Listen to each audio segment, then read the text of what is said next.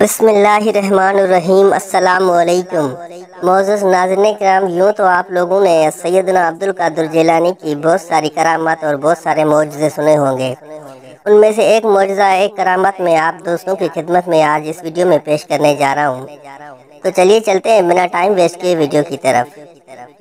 معزز ناظرین کرام، سیدنا عبد القادر جیلانی کا ایک مرید تھا جو کہ بغداد شہر سے تقریباً 50 کلومیٹر کے فاصلے پر رہتا تھا۔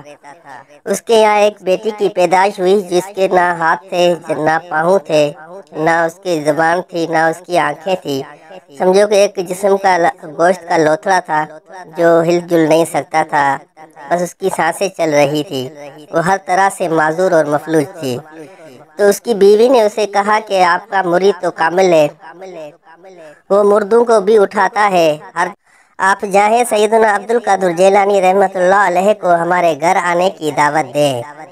یہ سن کر اس کے شوہر نے کہا کہ بالکل صحیح کہہ رہی ہو آپ، میں نے بھی اپنے پیر کی بہت ساری خدمت کی ہے، کافی زندگی اس کی خدمت میں وقف کر دی ہے۔ آج پیر کا دن ہے کہ دیکھتے ہیں، پیر کو آزماتے ہیں کہ وہ میری بیٹی کو صحیح سلامت کرتے ہیں یا نہیں۔ تو بیوی نے کہا کہ پیروں کو یعنی کہ مرشدوں کو آزمایا نہیں جاتا، لہٰذا آپ یہ سوچ نہ رکھیں۔ تو میاں بیوی میں تھوڑی سی لڑائی ہو گئی۔ اس کے بعد بالآخر یہ طے پایا کہ ہم سیدنا عبد القادر جیلانی کو دعوت دیتے ہیں۔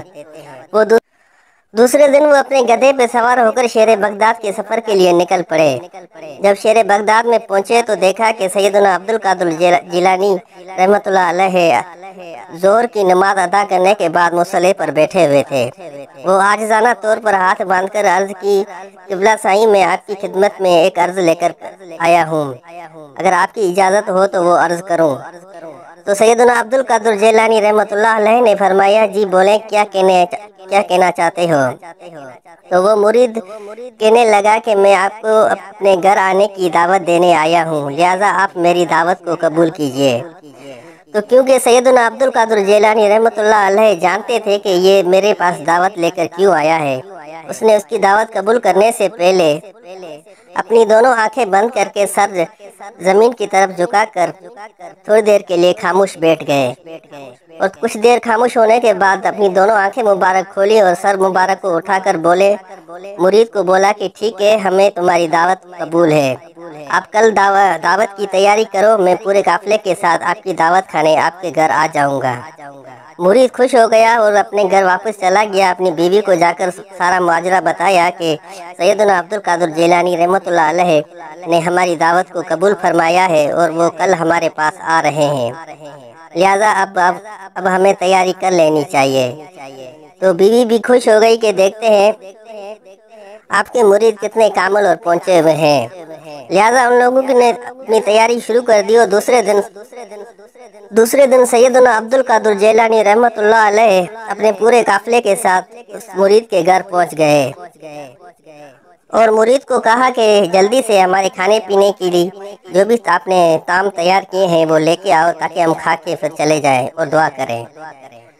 تو مرید نے کیا ایک ٹوکری لی، اس ٹوکری کے اندر جو اس کی بیٹی معذور تھی، جس کے نہ ہاتھ تھے، نہ پاؤں تھے، نہ آنکھیں تھی، نہ زبان تھی، سمجھو کہ ایک گوشت کا لتھڑا تھا، اس کو اس ٹوکری میں بند کر کے اوپر ایک کپڑے سے لپیٹ لیا اور وہ سیدنا عبد القادر جیلانی رحمۃ اللہ علیہ کے پاس سامنے آ کر رکھ دیا۔